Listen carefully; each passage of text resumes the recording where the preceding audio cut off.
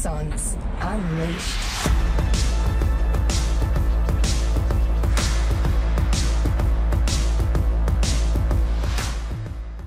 Come on.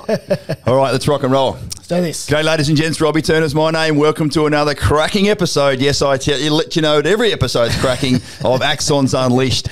I got my main man, my right-hand man, Lukey Millwood in the house. Hello, mate. We're back for another round. That was a low five, a very low five for those watching on the thing. We've actually got a really interesting guest here today. Very interesting. Another female, which is great to see. Yes. Another female kicking ass in her particular industry, which is awesome to see. And dedicated to the defence community as well, which is, it's not unique for us, but it's unique out there that somebody finds a passion to be able to sort of support the defence space. And so we want an opportunity to be able to share this story with, with our wider audience. Yeah, but it's also someone who's not a veteran. Correct. So, the Defence Kids lady that came on. Yeah. How good was that? It was awesome. It was awesome, mate. It was again in the same way, connections and ties to the defence community, but just to find a spark or a passion to want to help veterans, because it's a big space out there to sort of, there's lots and lots of gaps in the sort of support mechanisms. To have a civilian background with a little bit of a link to defence and then just be bloody passionate about it. Yeah. So it's awesome. Actually, sorry, Kel, we're just going to quickly bloody jaw off her for a bit. Hayley that came in from Defence Kids. For those that haven't seen, we've now got a little cartoon done up with the three of us standing down the bottom there with the Axon logo and the Defence Kids logo. So, yeah, keep an eye out for that going forward. Daniel? Yes, so those of you that are in our Axon Elite Facebook group or part of our sort of long-term coaching program, get it fucking right, RT. See, it's good when you can pull the piss out of yourself on your own podcast. How's that? Like, we had to go through a few little iterations because the cartoon version of you or I, when we're like, when we're animals, was actually creepy. We're like, no, fuck that off. It's not going to work. So when your kids are colouring those in, please make sure they're generous and kind to us, so we're not, we don't look too bloody creepy and scary. And also, don't let them. Well, I've got my little beret on, right? Make it blue. No, don't, and don't make it red because I certainly wasn't a fucking MP. So yeah. All right, let's get down to Jared McCracken. So Kelly Hopkins, thank you so much for joining Axons Unleashed. Now, interestingly, we don't know too much about each other, so this is like a bit of a business speed dating activity that everyone's just going to be listening into on the back channel. Yeah. Like I sort of said before, that you were introduced to us from Hayley Boswell from Defence Kids. Let's just dive straight into that because that's actually the start of how you even came to be on Axons Unleashed. So just literally give us a bit of an insight. What did Hayley say to you? What was that conversation like? And then when did you have the realisation going, I need to bloody talk to these bullfeds as well? Chat. Well, thanks for both having me. Hayley actually emailed me. I think she emailed you all after the podcast and said, you need to talk to Kelly because she swears as much as you. I think that was the only recommendation that was given. 50 and below, Kel, we're sweet. We're fine. No, we're good. We've got a quota today. So Hayley and I met and fell in love. I think it's one of those things that it's kind of like when two chihuahuas see each other from across a paddock and we're like, you're my person. So good. And now she's one of my best friends. So very lucky. I can see why. She's a superwoman, mate. Her list of credentials was intimidating. It was so impressive. Yeah, she's a very busy lady with a schedule that just is relentless. Yeah. Just trying to make as big as impact as possible. Impact. As big an impact. Yeah. She's a weapon. You don't see the messages. It starts off, I'm doing A, B, and C today, and the next second, I've done this, and we've got this, and now I've got this, and now this has happened, and then it's just insane. Do you run your schedule in the same kind of way, or are you a little bit more laissez-faire? Like, how's that work for you? Oh, no, I have all best laid plans to be organised every day. All best laid plans. I'm running that many diaries. I've gone to a 1980s Post-it note system currently. Oh, my Lord. Which works really well as a double up. Fair enough. Yeah, I'm useless. No, you're not, mate. Well, I'll tell you what, you've got a very, very impressive LinkedIn profile that says, I specialise in recruiting, talent attraction strategies. Don't know what we're doing here. Workforce planning, science, technology, engineering and maths, STEM, and inclusion, diversity for defence and manage of the defence team nationally. Here at Hayes, so you work for Hayes, I take it? I do. Beautiful. I run the defence division for Hayes. Awesome. So good. We invest in creating lifelong partnerships that empower people and businesses to succeed. Yes, we all need that. We help millions of people achieve their career goals and countless organisations to transform a stronger tomorrow. So yeah, bloody hell, that sounds like a little bit of AI. Might have helped you with that. If not, well written. Thank you. Yes. I don't use AI. Oh, why not? You'll see that from all my spelling mistakes I generally have. Oh, actually, yeah. I get people to proof everything. 1980s Post-it note is one end of the pendulum. AI is where we currently are, and it's like everything in between. I can't get on board yet. So I'm like, people will know. All of a sudden, I'm going to put content out, and they go, God, that's intelligent. It's really good. Yeah, what happened? Why did she just become amazing?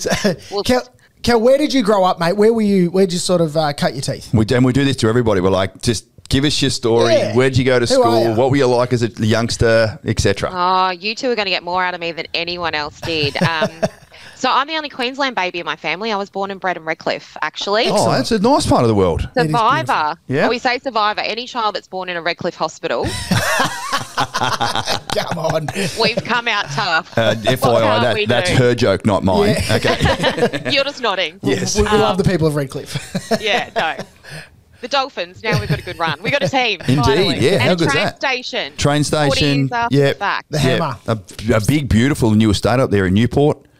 Yeah. We've got five or six of our clients up there who've gone and done very well. It's all sold out now, or it's at $900,000 to start with. Yeah. So it's a bloody cracking spot up there. Yeah. And so I'm assuming, did you stay in Redcliffe? Like Redcliffe, is there I'm not too aware of the specific schooling and education system in that area. Redcliffe High, like what was it like? Did you go there fighting for your lunch money? Like what did that look like? No. Well, I'm very lucky. I had a very blessed upbringing. So my parents, I'm the midlife crisis child, which I keep telling my I tell my parents, I'm like, God, it took you a long time to work out you didn't have perfection.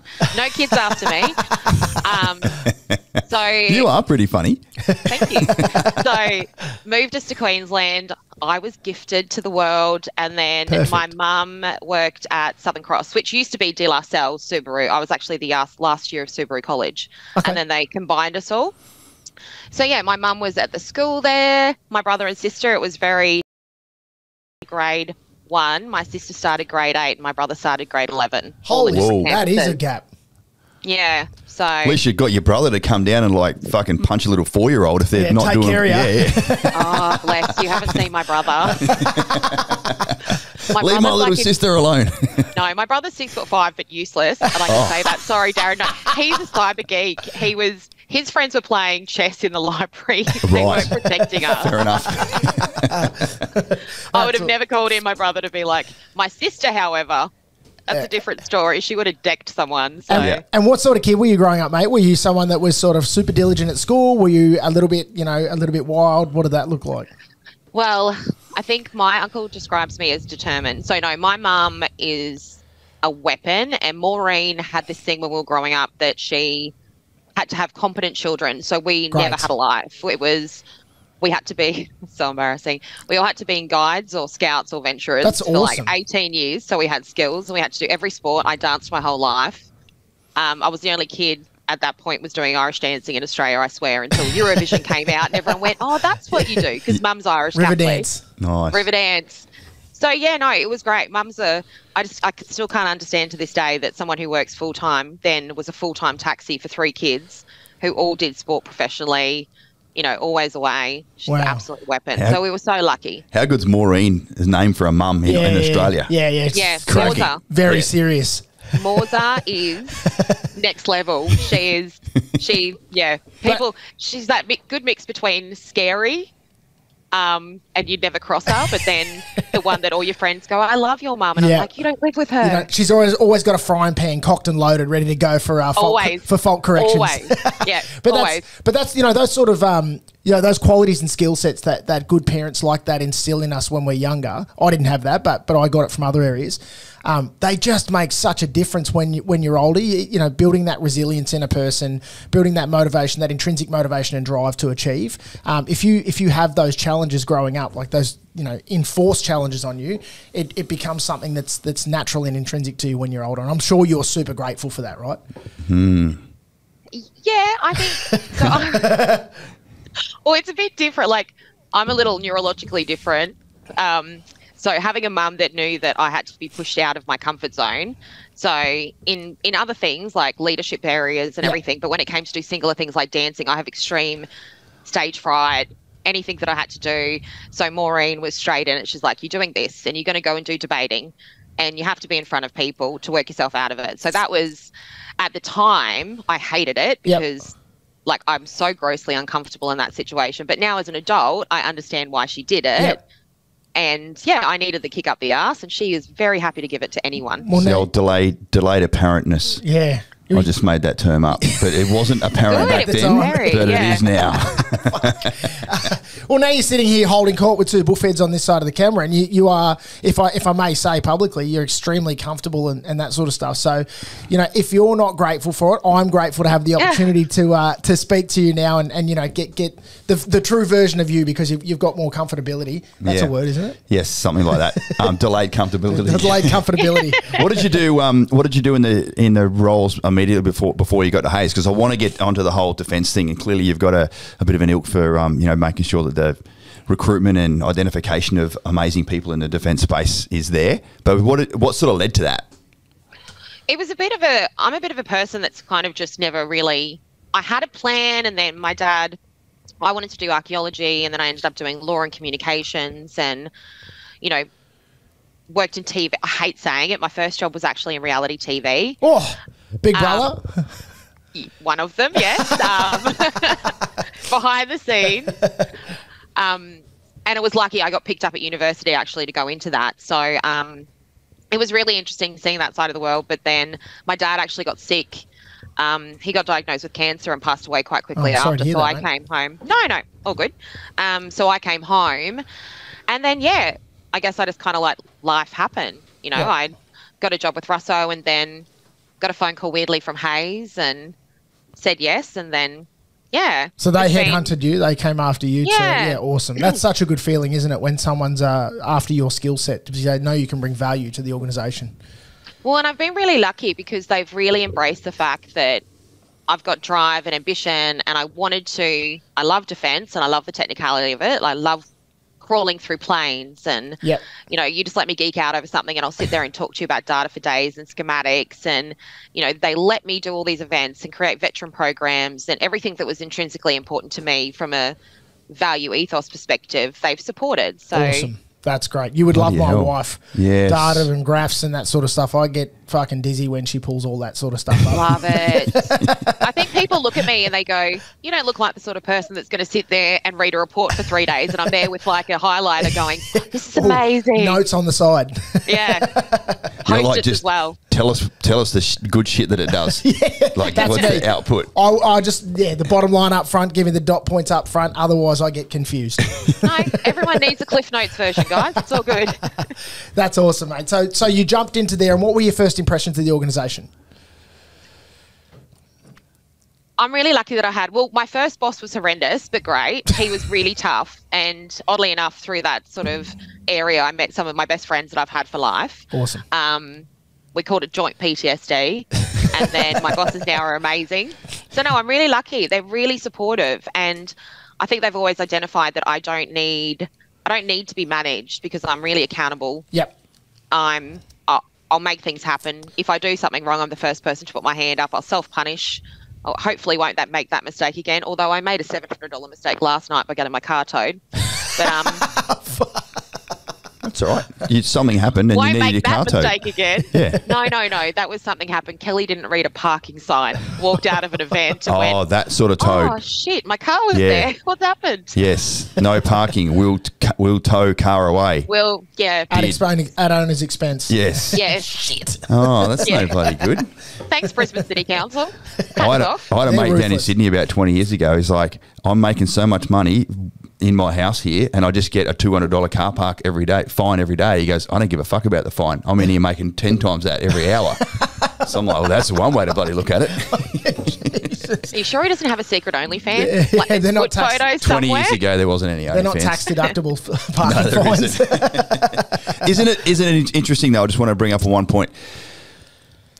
One's happiness levels in the workspace does have a direct correlation to the way they're being led or managed by their bosses. Absolutely. Yeah. You know, you're like, oh, our first boss came in, he was a dickhead. You didn't say dickhead, but that's what I heard. You're like, now the next boss comes in and he's bloody amazing. So it's like even your tone and language and the way you deliver now, the way you work with your team is totally different. And just leadership in the real world, we've spoken about it a lot, hey? We have.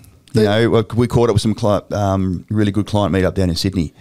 you know, and a young captain that I was with in the commandos with, he's now the commanding officer of one of the units down there. And just to see, like, just to be around that Defence Force leadership style again was like a bit of a transformation back in the day when I'm like, fuck, it's not like that in the real world. Yeah, no, like it's just so weird. He is an exceptional leader, though, that bloke. He's also a very good personal friend of mine, and I've watched him on his journey, and he's always had that knack of leadership. But and he's doing a great job. I heard lots of good things about it. But back to you, Kel. It's funny, like you bring that up, Robbie. Like your work hasn't changed. The work environment, physical environment hasn't changed, but the leadership and mentorship from one or a couple of people in the organisation has the ability to be able to transform that entire space, and your sense of purpose going into that based off the fact that you're working with and for good people. Driving to work, visualising what it's going to feel like when you're there, like everything goes into it. Hey, like it's a weird phenomenon, but it's an essential part of life. Oh, and I think too, in a commercial environment, the biggest thing you can give your staff is trust. Yep. And I've always been trusted to be able to do things working in the parameters. You know, I'm smart enough to understand the vision of the company and the values and the goals, and I can work around that, and I represent that well. But things that I do, I've been allowed to, do under the guise that it will benefit the organisation. So I'm really lucky in that perspective, 100%. And I think that I've always said the one thing the Army really do well, if we could just take that leadership style, is provide everyone with a level of context as to what the goal is or what the task or what the mission. If we could do that in a commercial organisation where everyone has a level of ownership and everyone's brought along for a journey and they know exactly what they're doing, it's just, and we're trying to do that now through change management, but I think it's just that self-accountability piece. It makes a huge difference as well. Attitude. Absolutely, mate. One of the things I noted when I came out of defence was that there's a certain specific type of leadership in defence, and it works in that organisation very, very well. And it's based on a structured hierarchy, et cetera, et cetera. And you clearly understand what that hierarchy is based on somebody's rank slide. They walk into a room and they're placed into a specific position. But when you come out, into the wider audience or into the corporate sector, that you're not wearing that rank slide anymore, and just fucking do it or just fucking fix it doesn't work out in the wider community anymore. It's about really developing those skills to be able to shape and influence people, to influence them to want to do it as much as you need them to do it. And so that's something that I'm still working on, and I'll probably be working on until Robbie fires me. But it's going to be a long session then. Robbie's like, surprise, pack your stuff up, you're out, mate. He's already got it packed. It's already packed under the desk. I've been out for 11 years. You've only been out for 2. Yeah, less than 18 months. It's not like you just have a bloody Men in Black thing that goes across your face or a magic wand that says, okay, you now know how to lead in the real world. You've got to go through a transition phase. You do. Yeah, I remember we were like, what? Just fucking get it done. I'm like, no, mate, do not go out there and say that to somebody. Because when I started, I said to Robbie, I said, mate, I'm the quintessential Army dude in that if there's something you want me to fix, don't beat around the bush. Just tell me, fucking fix it, and I will fix it. Like, I don't care how we do it as long as we're all doing it the same way. But he rightly said to me, not everybody else responds in the same way that you do, and you just need to make sure that you identify that moving out. Because reflecting back on what we were just saying before about that influence as a leader in a business, just fucking fix it. If that's the way that I approach it with some of the junior staff members or even peers in the business, young females, it's not going to work. And so soft skills. I'm pretty rough around the edges, but soft skills are something that we're all working on, I guess. Yeah, it's a key point there. Those that are listening, when you get out one day, and if you're a corporal or sergeant or any sort of leader equivalent within the military, go learn some soft skills as soon as you possibly can, because that'll allow you to integrate so much better. Is there any other are there any veterans working at Hayes? Are you surrounded by any I know you provide services back to defence, and I'll ask you to sort of just give us the layman's terms understanding of exactly what it is you do. But do you have any contact with any veterans? No, we do. We actually have a few veterans that work across the organisation because we are so big, which is amazing. But I think that in my broader life, I work with veterans every day. Of course. Yeah. All right, let's get into that. Tell us about that space in your broader life. Like, what's your intrinsic link to the defence community? So my family are ex-Army, ex-Air Force. Yep. Big legacy, bless them. Yep. Very so good. it's really weird how it all started. I didn't really, obviously when you're little and being so young when my family was so much older, I didn't really understand the gravitas of, you know, what my family had done or my granddad's. And it just so happened that one particular human, which was my granddad, I actually hurt my back at dancing and I was 17. So I was at home for 2 weeks. At the same time, this person that I'd probably only met a few times in my whole life, which was my grandfather, had prostate cancer, and Mum brought him back from Sydney to live with us because he was sort of at the end of life. And after he'd left World War II, and him and his brother, so it was funny because his brother tried to join him in World War II at 14, joined the army, got to Germany. They worked out that he was too young, sent him back, so he joined the Air Force, who apparently didn't care. The Air Force still don't care about a lot of stuff. Still don't care. Big set of brass ones on him, trying to, you know, join the military at 14 during a global conflict. It's a different world.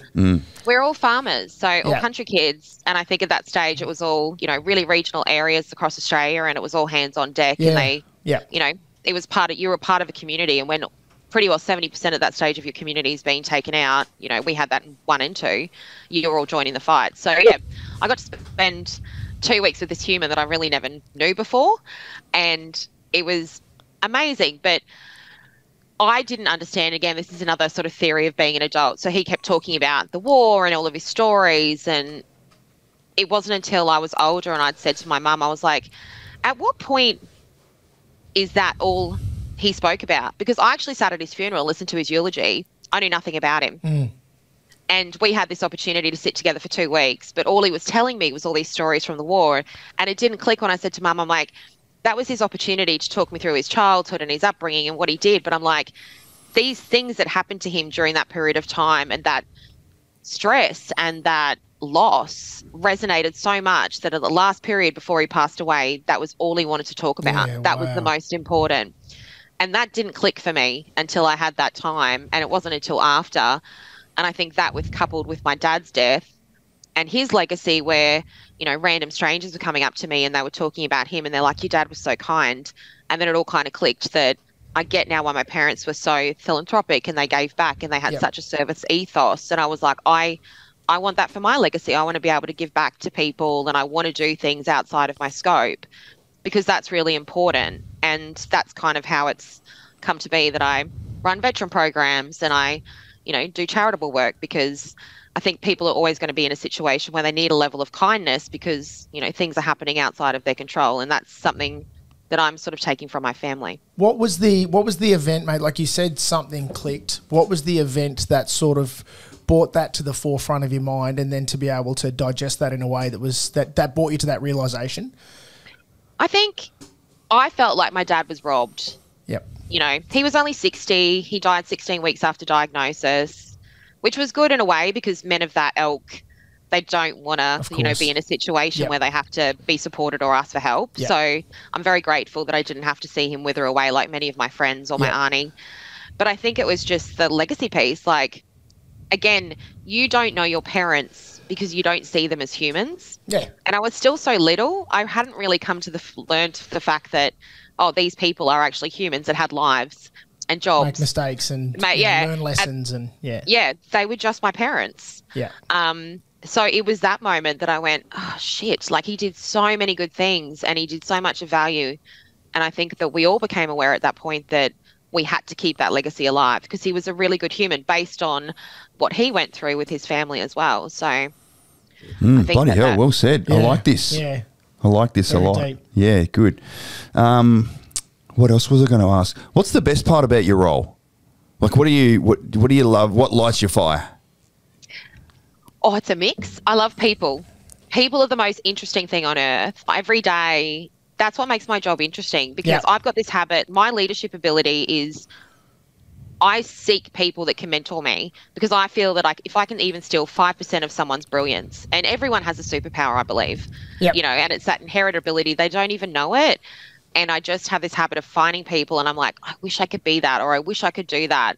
And I'm just drawn to them. My superpower, Kelly, is splitting my pants.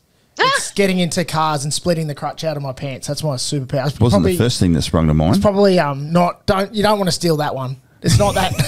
Who said I don't have it? You haven't seen me at a nightclub, mate. Yeah. You may not be alone. She was about to say me too, but didn't get to that point. I don't want to steal your thunder or anything, but, you know. No, that meant special. in many ways. In many ways, mate.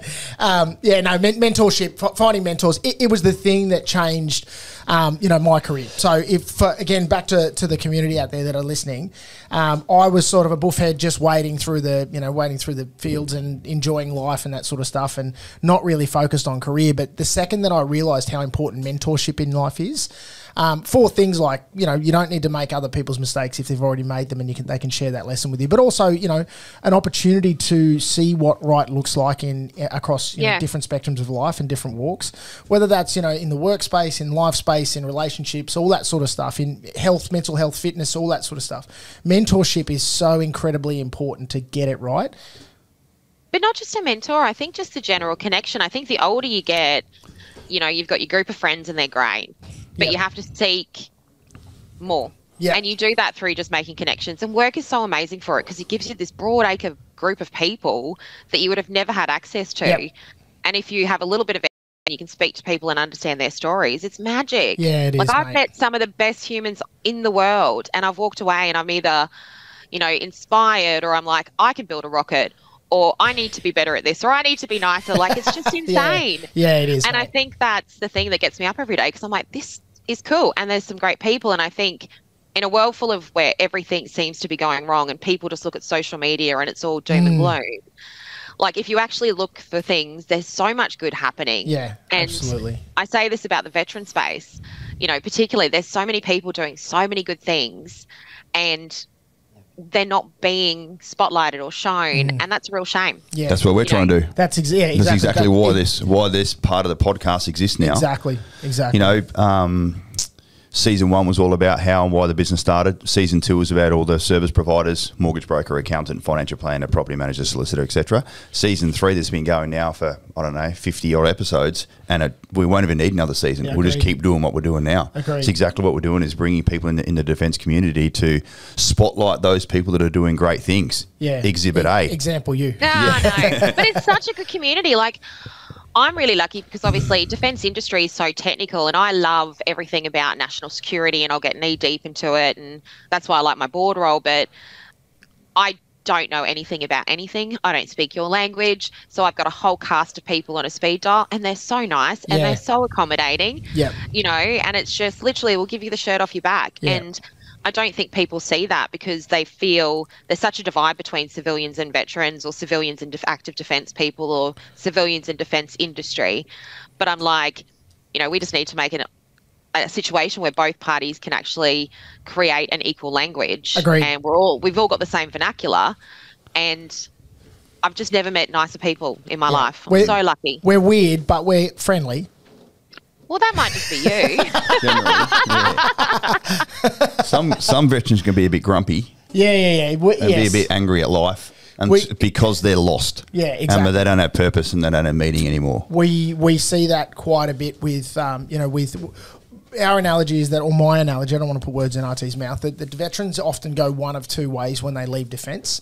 Yeah. And for me, what I've seen is the sense of purpose is the difference between the two. So when defence members become veterans, if they sort of just meander through life, it ends up being, in most cases, a little bit toxic. It ends up being a little bit self-destructive, and it ends up being all those, negative things that end up spiraling somebody. But on the flip side to that, veterans that jump out and, sort of get, knee deep into stuff and find something, and often it's in a position of service when you're providing services to someone, something that's greater than yourself, that they find that brotherhood, sisterhood that they had in defence in a different form, and that providing that sense of purpose, sense of self, often means that most veterans in that space will succeed excessively beyond not what normal people would do, but what they could potentially do, because they've got that sense of self. Because we're all veterans longer than what we were serving. Yeah, exactly. Even my humble 24 years in the military, and I got out when I was 41. I plan on living for more than 24 years after that. You know what I mean? So I'm giving it a red hot go not to.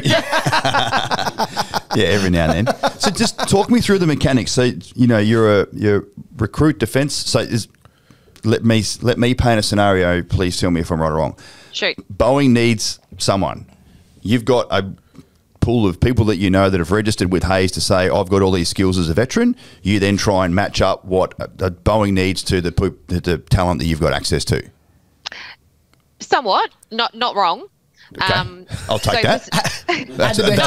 That's a pass. Yeah. Well, no.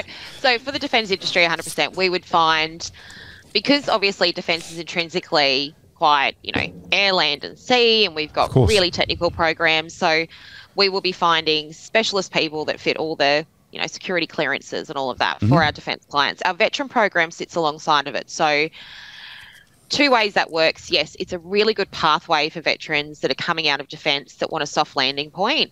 Great. So a lot of them prefer to work for defence organisations because they sit between 60 and 70% veterans. So they feel like they've got a community. It's a way for them to be able to be mentored straight away, find like-minded people, and these companies put a lot of money in to have good programs for veterans and support. So they feel that sense of service straight away. Great. They've got that sort of teamwork and everything around them. So that's been great. But in saying that, our veteran program expands far past that because not every veteran wants to come out and work in defence still. Yeah. So because we are the largest recruitment company in the world, specialist, we have, so many verticals. So it's, being able to place people into roles that will actually give them that purpose in the routine, no matter what it's to do. But then our program too is to coordinate all the ESOs and all the providers and things that we can refer people to. Right. But the other part is we've got a big part where we support veteran-owned businesses because you've got a lot of veterans that come out. They're amazing. They start these great companies and we work really closely with them. Like, I do a lot of work with Tim Wormsley from Benchon and his wife, Katie, and that's an amazing supply chain. They're going to take on the world. They've got a big project coming out. We partner on programs that actually give back to the defence industry, introducing SMEs back into the broader business. And we've got, the boys from 8th Mile, Jono and Dave, where I was last night at their expansion into Brisbane, which that's what I said for a great big exciting new office expansion. Cost me $700 to be there, but that's okay. Just invoice I love them mate. That much. Just invoice them. I love them. Yeah. They texted me this morning and I was like, shit. And Dan Richmer that owns Danger Solutions, like people who've been there with me since the start, Bryce Turner that owns Klepper, that's at the GC, like just so many people that are doing such good work and they run these amazing businesses. They not just hire veterans themselves, but they're creating more in the economy and they do it in such a smart way because it's organised and they take all the things that they've learnt and all the mistakes. So it's supporting businesses to then be in spaces that they don't have access to. Yep. So we help them scale, introduce them to other people, hopefully get them work through our larger clients. So it becomes one whole shared community of supporting each other, which to be honest, it frustrates me because any services that work within defence or veteran services, you have to essentially think of it like the Matrix. Like this is so hard to find. There's no one easy portal. You're essentially splitting an atom again, trying to work this shit out yourself. So if we can make life easier and we can bring people together, that's what we do. That's awesome, mate. Because recruitment is difficult. Yeah. Take it from me. There's been a few revolving doors here over the years. But yeah, trying to find people to fit that square peg into a round hole sometimes. It's never nice if somebody doesn't fit either. So it's super, for anybody. It's never nice for business owners to have to let people go. It's never nice for the person being let go. And so it becomes so incredibly important that analysis and depth of, understanding comes up front so that they are the right fit, particularly if someone, like you said before about the soft landing piece. Incredibly important to have a soft landing coming out of defence. And for some people, like you said, that looks like defence industry because they know what that looks, walks, talks and smells like. But for other people, like myself, I did not want to be further from, I couldn't be further from defence industry for me because I just said, well, I just couldn't do it. I just said, no. Yeah. You had many, many people trying to get you to go to it though. Yeah. Lots like highly insist that you go to it. Yeah, absolutely. But it just wasn't the right thing for me. And so, I was very fortunate though because I had the soft landing of Axon to come out to, but I'm also acutely aware that not everybody has that, right? Not everybody has that opportunity. And so there's a real, it's the highest risk, it's the highest portion of risk is when a veteran is transitioning out of defence in those couple of years after. It's extremely, I don't want risky again for them, at lack of a better term, but they're at a higher threat level for 100%. themselves. But they're also really insular. Correct, yeah. You know, they only speak, in many cases, people only have access to friends and family who are incredibly biased, you know, and they're wanting to tell them what they want to hear. And, you know, that's why we've got Defence Industry Networking. It's a really good, you know, we run this across the country and we have it every month in different locations where people can just come to the pub, have a chat. Great. Even, you know, before they're exiting, so they can speak to real life businesses and people and go, what's best for me, from people that don't know them from a bar of soap, you know.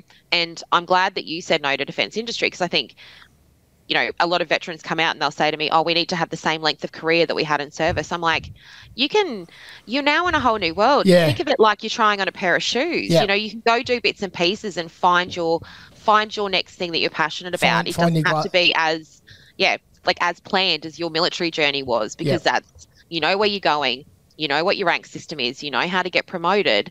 The civilian world's not like that. Yeah. So I keep saying, it's like we said here, it's speed dating. So you got to go and taste it and see it and work out what's going on and go, this is what I want to do. This is going to get me excited to wake up every day. Yeah, I don't think there's actually tasting on speed dating, though. Robbie, you don't know what goes on these days, man. Interesting story. True. I've never swiped left or right in my life once. So, yes. I was saying, looking for the pair of shoes. I found a pair of thongs. That was good enough, mate. A pair of burnt rubber thongs. Stop. Do you know how much shit I've copped? I bought Crocs for last weekend's camping. I'm a Croc person now. And I did a hike in them, and I'm like, I've literally sent it to the friendship group going, holy shit, these are amazing. I just saw a bloke land on his, I went to get a coffee this morning and I saw a bloke land on his ass in Crocs because the ground was too wet. So please be careful. Strap your ankles. He must have got the pop over. Clearly. Yes. Didn't have the back Didn't have the back down. I had mine in sports mode. I'm not an idiot.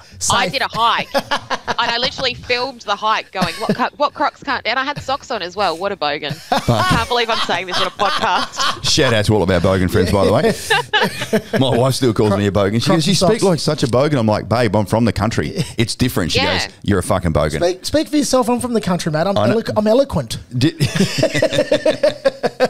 You said that really slowly. Yeah, he had to. Wait, do you want to clap out the syllables? We can. I'm loving this. Tell me, what's the more challenging part of your role then? What do you need to work on or get better at, or fear doing sometimes because you know it's going to be painful? I have a terrible habit of saying yes to many things. I think because of how my brain works, I have to be busy a lot. Yeah. I think my biggest challenge is always time. Balance, yep.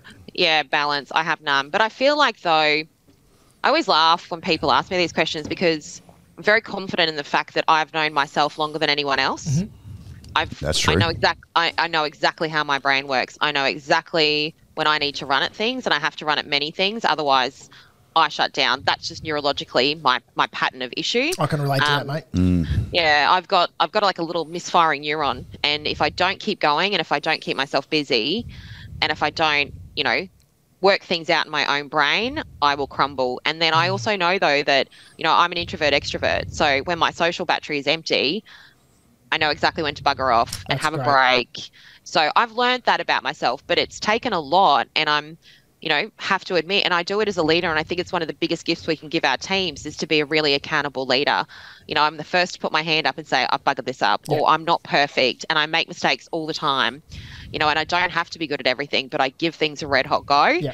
So, yeah, I'm pretty confident where I'm at now by admitting what I can do and what I can't do. And I still laugh when people are like, how do you take on so much? And I'm like, because if I don't, I just won't feel fulfilled. Yeah. Like, you just got to let me run at things. That's just how I am. How emboldening and empowering is it when you are just unashamedly you? Yeah.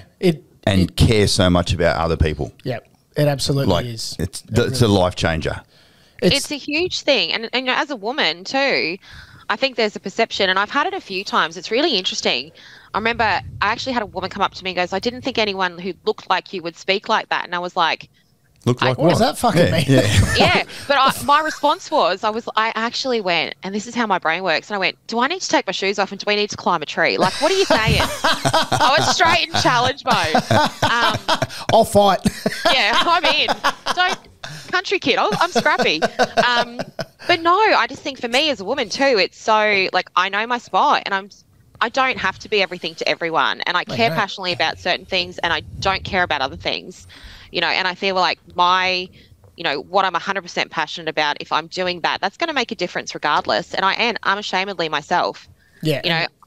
I'm so imperfect, but I'm so intrinsically aware that I'm imperfect. I feel like I'm okay with it because I'm not doing it for any bad reasons. If I'm stuffing things up, it's generally because I want to do something good. But, I'll balls it up 9 times out of 10. You don't lose, you learn, mate. Like, it's one of those things. You make mistakes. If you're not making mistakes, you're not learning. And in fact, if you're going through life and not making mistakes and not learning, because, there's no joy in that either, because you're not growing. You're not developing. You're not finding those chinks in your armour to be able to continue to work on them, whether that is in the workspace, whether that's personal space, whether that's your relationships, being, good mum, good dad, good husband, good wife, whatever that looks like. If you're not making those mistakes, then you're certainly not growing in life. No, and I'm really happy, actually, I've got to that point. It's taken a long time. I think it's really hard to get to that point where you're like, I'm okay with this, and I'm excited. And you know what, like, even... and I'm so competitive. So we had a friend's birthday the other day, and axe throwing was one of the activities, and I could not have sucked more. Of course it was. Can we take that off my end of the world list? Like, I'm talking, my arms are physically painted on, and one of my other friends commented, he's like, oh God, you're crap when people are looking at you doing things. And I'm like, it's not that I don't like people looking at me. It's just like, I knew how shit I was in that situation. And now old Kelly would have been like, that's it. I'm booking in every single week. And in 6 months, we're having a re-challenge, and I'm going to beat you all. Older Kelly now is just like, motherfucker. I'll keep older Kelly now is like, Kelly, realistically, you don't need to know how to throw a bloody axe. It's not a skill set. That's not how you'll be remembered. I was going to say, mate, I'll keep an eye on your LinkedIn profile, and if I see axe throwing extraordinaire on there, I know you hoodwinked us. You know I'm lying, right? Yeah, you'd be like, no, it was so bad. I don't even think you can understand. Like, hey, Kel, tell me, someone filmed it. Was there a position that you found or fulfilled for a business for a veteran that was really hurting, and now they're just flourishing so much? Does one spring to mind? No names, no pack drills, but like, you feel like you have been able to join forces, a need of a business and the need of an individual, and now that those two entities are just kicking ass together. There's so many. There's one recently which I loved. There is. I actually I met one of the nicest humans ever. His daughter, he's so proud of himself. He's Fijian Islander, and his daughter, he had to move to Queensland, right? So he's ex-army, he's a mechanic. His daughter's just got accepted to QUT, so they had to move from Melbourne to Brisbane. So he's like, I've got to change jobs. Anyway, I've got him this job with this amazing company, and he came to our Defence and Industry Networking night, and he brought his daughter. And he was like, I just want you to meet her as well, because, we're all part of the same family now. And he's like, she's going to go do this, and then she's becoming an architect, and she's going to go back to the island. She's going to build hospitals, and it's so amazing. And I was just like, awesome. And I was just like, this is what I love about my job, because he's just the nicest human, although he wants to set us up with personal training. And I was like, oh, no thanks. I don't need army personal training. She's like, I can't throw an axe. How am I going to do burpees? Mate, I walk from the fridge to the toilet enough. But yeah, no, and it was just the whole fact that these people bring their daughters and their families, and like, it got him to be in Brisbane so they can live together while she goes to university. So I have so many examples of things like that. And that's what I said, I'm just really lucky. I love that part of my job. I love the fact now that these people are part of our journey moving forward. And we don't always get it right, but when you do, God, it's a good day. Yeah. Champagne and razor blades.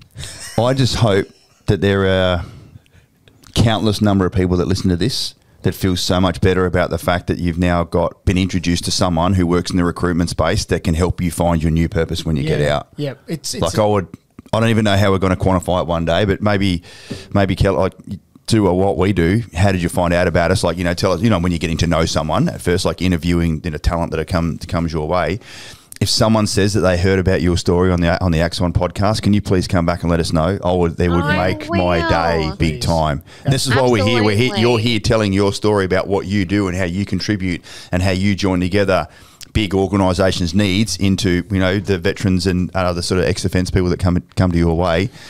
This is what it's all about, because getting out is scary. Absolutely, and we'll share all of those links. As always, we'll share them in the comment section and stuff, and Dubs will get that out to everybody as well. But what's the actual steps of if someone's getting out in 2 months' time and they're like, holy shit, like that seems like something that I want to be able to do. Like, how do they get in touch with you or Hayes or whatever it is? Just sort of walk me through how someone would do that. Yeah. Well, they can get in touch with any of my team or me, and I'll refer them to the right people. Yeah. Like I said, we do defence industry networking. Jake Bostock, actually ex-Army, and I knee deep in that at the moment. We've got some good events coming up. So we run that every single month. Normally at Breakfast Creek. We've just changed it. So in April we're doing it. Great venue. Hey, you got to go where the beer is. The beer in the States. Down the rum bar out the back. That's how you get a veteran in. It's like classy. The lure to get a veteran in is a stubby. Yeah. Mother's milk for it's gold.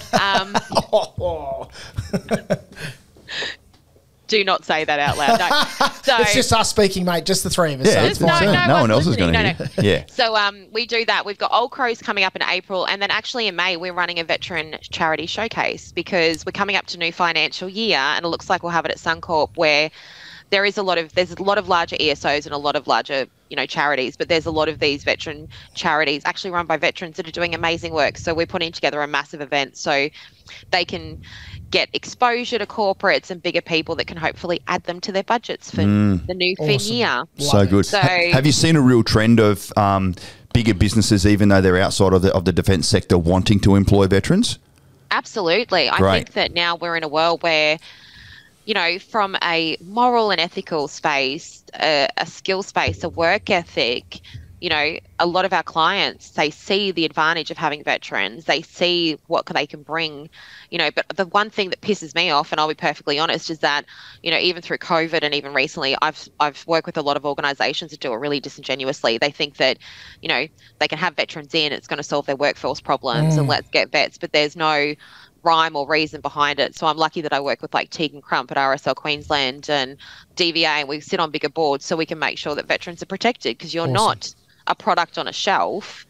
That's just crap. So as long as everyone's working together, which is what we're trying to achieve. I think one of the things that veterans always bring to, not always, I can't speak to it for everybody, but one of the things that veterans often do bring, and we've had chats with other veterans before about this, that it kind of gets taken the piss out of a little bit, is that because you are ingrained in service before self, going through, almost nothing is too hard when you come out into the workforce, and more often, sometimes that can lead into a veteran overworking, overcommitting, doing more than they perhaps should be because of that. There's no contract other than for your life. When you're in defence, there's no contract that says 38 hours, right? Or there's no contract that says, you'll work 4 days a week or anything. So when they come out with the same mentality, and that can be really valuable for a business owner, no doubt, but also there needs to be the right level of compensation, incentive, workplace culture, all that sort of stuff to be able to support that. Well, and to let people thrive. Yeah. You know what I mean? Like, you've got to have all the right pieces in an organisation, and there's some people that do it really well, and there's others that we have to bring along for the journey, I like to call it, but, it's happening. Awesome, mate. Well, I'll tell you what, Kel, I can see that you're thriving in your workspace, mate. Thank you for everything you do. Thank you for joining us here at Axons Unleashed. As Luke said, Daniel, our VP down the back there, will make sure that everything is sort of put in there. So, yeah, hope you enjoyed that little session, ladies and gents. But like I said, I would love it if someone's already a veteran looking for a new purpose, or someone's on the way out next month, next year, next 2 years, whatever it's going to be. Share it with please rest assured there are organisations like Hayes and people like Kelly Hopkins that just love and can't wait to meet you, to make sure that you now have your new purpose. Because you heard Luke and I talk about when you've got your new purpose and you bring all those good things that the military gave you, fuck, life is good on the outside. It is. High five, Kel. So good. Thanks so much for coming to see us, mate. Thank you, mate. All right. And did you notice that I didn't say the F word, but you just did? So what? Not even once. That's fucking Not even impressive. You did really well. You're too good, mate. Thanks, Kel. Thanks, See you guys. next time. Ciao. Thanks for listening, everyone. See you later. bye.